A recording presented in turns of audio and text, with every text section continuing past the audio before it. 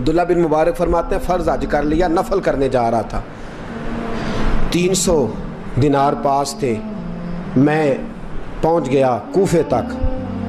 وہاں سے جا کر کے کچھ سامان خریدنا تھا، احرام خریدنا تھا، ضرورت کی چیزیں، دوست بھی ساتھ تھے، کہتے ہیں یار میرے جلدی تھک گئے، خریداری کر کے وہ چلے گئے، میں شام تک رکا، بڑا تھک گیا تو سوچا اتنی لمبی چوڑی خریداری کی ہے تو جھیل تھی پاس، میں نے کہا وہاں جا کے ذرا ٹھنڈی ہوا لیتا ہوں، کہتے میں اس طرف گیا، رات کا اندھیرا تھا، مری ہوئی بھینس پڑی تھی، یہ کچھ 700-800 سال پہلے کی بات عرض کر رہا ہوں، کہتے ہیں مری ہوئی بھینس پڑی تھی، ایک عورت کالے برقعے میں نقاب پوش آئی اور اس بی بی نے مری ہوئی بھینس کا خنجر سے گوشت کاٹا، تھیلے میں ڈالا اور دوڑی، کہتے ہیں میرے ذہن کے اندر خیال آیا کہ بی بی کوئی ہوٹل چلاتی ہے اور مردہ جانور کا گوشت لوگوں کو کھلاتی ہے، ویسے تو جاسوسی منع ہے، اس نیت سے کہ مسلمانوں کو بچاؤں اس کے پیچھے ہو لیا، کہتے ہیں وہ گلیاں گزرتی گزرتی کوفے کی تنگ گلی میں گئی، ایک بڑا سا دروازہ لکڑی کا، بڑا پھاٹک جو پرانے شہروں میں ہوتے ہیں، کہتے ہیں اس بڑے پھاٹک پر اس نے زور زور سے دستک دی، دونوں ہاتھوں سے دروازہ کھلا، وہ عورت اندر داخل ہوئی تو 3-4 بچیاں جھٹ سے اس کے گرد اکٹھی ہو گئیں، اماں کچھ لائی ہو؟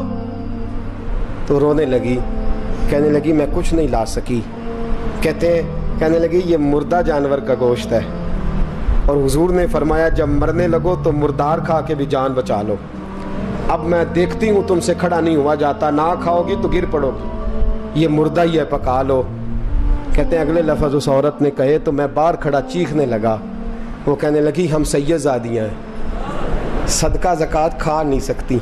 اور سب روگاں دا روگ محمد، جس دا نام غریبی،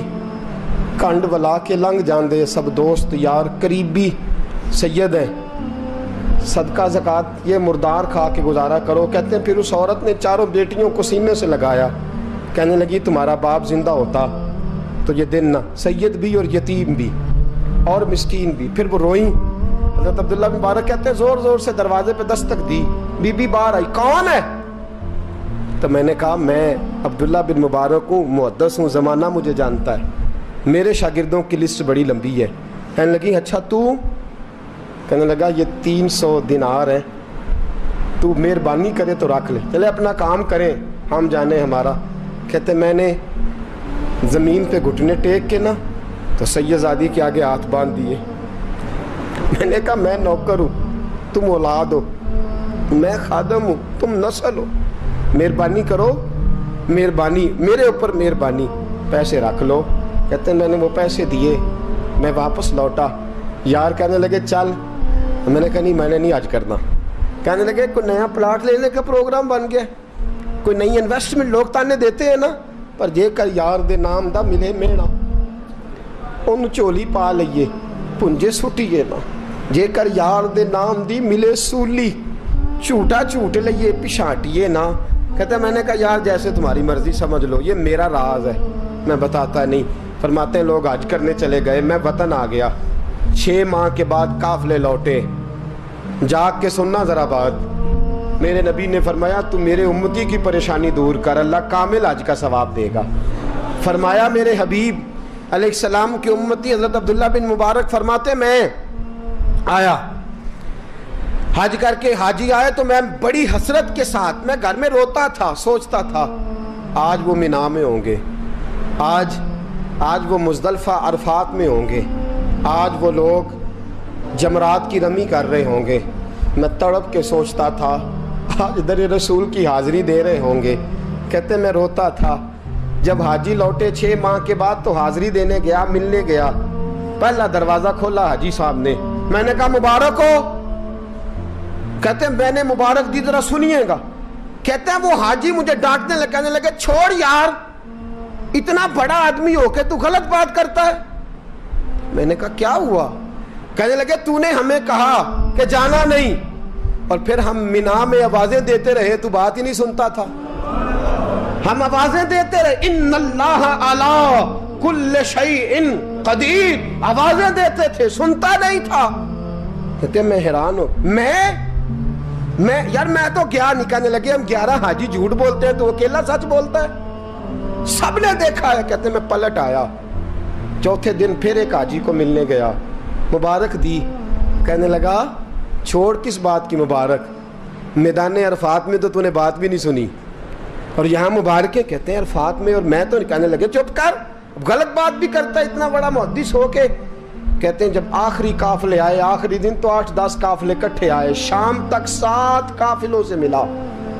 हर एक मुझे कहने लगा बंदे के पास घोड़ा नया आ जाए, सवारी बड़ी आ जाए तो यारों से तो मिलना चाहिए ना, तू आवाज ही नहीं सुनता था। फरमाते हैं मैं थक गया कि इलाही माजरा क्या है, मैं तो यहाँ इस शहर की गलियों में फिरता रहा और ये सारे हाजी क्या क्या रहे हैं। फरमाते रात को हजरत रबी बिन असलम, वो बहुत बड़े बुजुर्ग मुहद्दिस थे, वो भी हज करने गए, दरवाजे पे दस्तक दी, बाहर आए तो झगड़ने लगे। कहने लगे तूने मुझे किस मुश्किल में डाल दिया है। मैंने कहा हुजूर क्या हुआ, किस मुश्किल में। मैं तो मिल कहने लगे छोड़ यार, आलिम था तो मैं तेरी इज्जत करता था, तूने ये क्या किया। मैंने कहा क्या हुआ। कहने लगे याद नहीं जब तू रोजा रसूल के सामने मिला था, जब नबी पाक के मुवाजे के सामने तो पैसों वाली थैली मुझे पकड़ा गया, पकड़ अपने पैसे। मैं तो संभालते संभालते थक गया हूँ। कहते हैं यूं सीने से पैसे लगाए, घर आया, इशा पड़ी तो सो गया। मैंने कहा या अल्लाह उकदा खोल दे। रात गहरी हुई, मेरे घर की दीवारें चमकने लगीं, नूर फैलने लगा, खुशबू ही खुशबू पूरे शहर को मुअत्तर करने लगी। कहते हैं मैंने आंख झपकी तो सामने अल्लाह के रसूल तशरीफ फरमा, सामने महबूब तशरीफ फरमा है। ख्वाब मेरी विच आया माही, मैं उहदे गल विच पा लईयां बावां, फिर डर दी मारी अख भी न खोलां किते फिर विछड़ ना जावां। फरमाते मैं महबूब पाक की जियारत की तो नबी पाक अलैहिस्सलाम का दीदार करके फूट फूट के रोया। अब मेरा दिल था हुजूर बोले कोई बात करे, महबूब बोले लब खोले। फरमाया क्या। हुजूर ने फरमाया मैं तुझे कितने और गवाह भेजूं कि तेरा हज हो गया है, मैं कितने गवाह भेजूं कि हज तेरा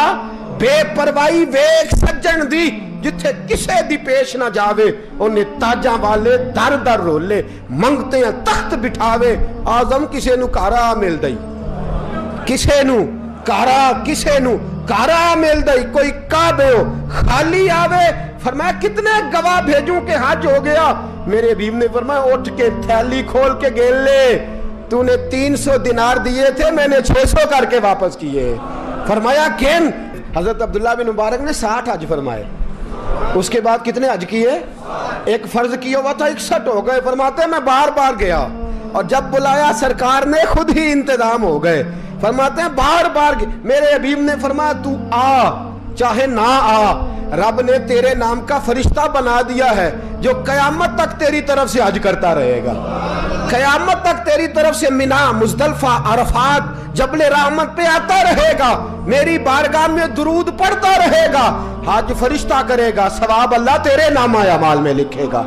मेरे दोस्तों मेरे नबी ने फरमाया मेरे उम्मती की एक परेशानी दूर कर, अल्लाह कबूल हज का सवाब अता फरमाएगा। गरीबों का हज है कि नहीं, बोले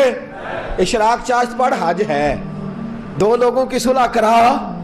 हज है, उलमा की नौकरी कर, एक एक दफा 70-70 हज तुझे मिलेंगे। और मेरे रसूल पाक सल्लल्लाहु अलैहि वसल्लम ने फरमाया सौखा हज है, सामने अब्बा जी हैं, सामने अम्मा जी हैं, बार बार प्यार से देख, बार बार हज कर, बार बार प्यार से देख और किसी गरीब की मदद कर दे, सड़क पार करा दे, मेडिकल स्टोर से दवाई ला दे, किसी की नौकरी कर दे, बच्चा घर में नहीं अब्बा जी बीमार हो गए, जा भाग के तू चचा को छोड़ा डॉक्टर तक, तू नेकी कर, अल्लाह तुझे पूरे हज का सवाब अता फरमाएगा। हज बड़े हैं, करने की तैयारी करो, हज का बड़ा मौका हमें मुयस्सर आता है, बस प्रोग्राम बनाऊं। सही मुस्लिम की हदीस, किताब का नाम क्या है, और बड़ी मजबूत हदीस मेरे नबी पाक सल्लल्लाहु अलैहि वसल्लम फरमाते हैं कुछ लोगों को अल्लाह क़यामत में खड़ा करेगा और खड़ा करके फरमाएगा चलो जन्नत में जाओ।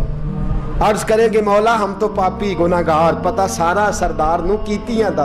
हम तो बड़े गुनाहगार, किस वजह से जन्नत। फरमाया तुम्हारे हज की बरकत से, तुमने हज किया था ना उस बरकत से जन्नत। तो बंदे अर्ज करेंगे मौला हम तो माड़े थे, गरीब थे, गए ही नहीं, हज किया ही नहीं, तो तू हज की वजह से माफ कर रहा है। तो रब करीम फरमाएगा जब हाजी जाते थे दिल तड़पता था ना, जब हाजी जाते थे आंखें बरसती थी, जब हाजियों के काफिले निकलते थे उस वक्त तुम्हारे दिल में ख्वाहिश पैदा होती थी। فرمایا تم تڑپا کرتے تھے، میں نے تڑپ پر ہی تمہیں حج کا ثواب دیا، اور خالی ثواب نہیں دیا، اس حج کی برکت سے آج جنت بھی عطا فرما رہا ہوں۔ میرے دوست پروگرام بنا، تڑپ پیدا کر، نیت پیدا کر، یہ نہ کہا کر کہ حج تو صرف امیروں کا ہے، غریب کیسے کرے، حج بڑے ہیں، کرنے کی تیاری کر، تو پروگرام بنا، میرا رب تجھے گام گام پہ، نگر نگر پہ، گلی گلی حج کا ثواب دے گا۔ ہمیشہ مدحت خیر